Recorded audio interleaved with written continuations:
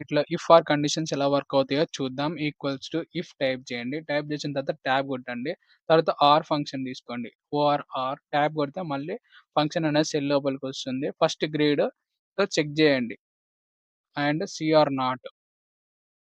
ఎందుకంటే CR not ఎందుకు check చేస్తున్నామంటే ఏ ఆర్ బి అనేది పాస్ కిందకి పెట్టుకున్నాం. సి అనేది ఫెయిల్ కిందకి పెట్టుకున్నాం. డైరెక్ట్ మనకి ఫెయిలా, పాసా అనేది కండిషన్ మనం రాసుకోవచ్చు.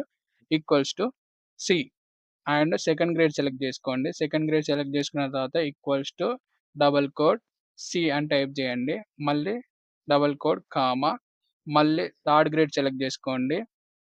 And equals to C R not అంటే double quote C R not. C R not ఎందుకు ప్రెస్ చేస్తున్నామంటే మనకి ఏబీ ఈక్వల్స్ టు పాస్. అంటే మనం ఏబీ చెక్ చేయని అవసరం లేదు. డైరెక్ట్ సి చెక్ చేసుకుంటే ఎవరెవరు పాస్ అయ్యారో, ఎవరెవరు ఫెయిల్ అయ్యారో తెలుస్తుంది. అండ్ ఆర్ కండిషన్ ఏంది క్లోజ్ చేసేసేయండి.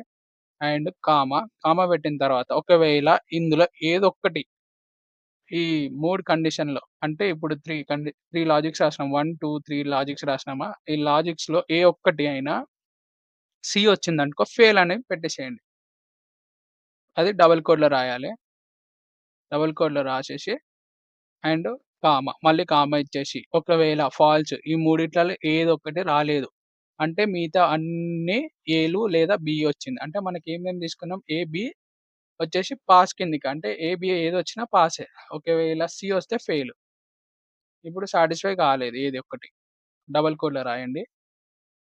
PAS pass double quote and closed bracket.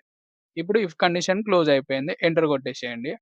Enter కొడితే ఇందులో సి అనే ఆల్ఫాబెట్ లేదు కాబట్టి ఇక్కడ పాస్ అని వచ్చింది. కిందికి డ్రాగ్ చేయండి.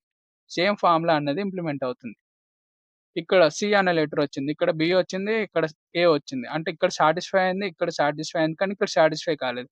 అందుకే ఇక్కడ ఆర్ కండిషన్ వాడాం. ఆర్ కండిషన్ ఏంటి? ఇందులో మూడిట్లలో ఏ ఒక్కటైనా వచ్చినా ఫెయిల్ అని అర్థం.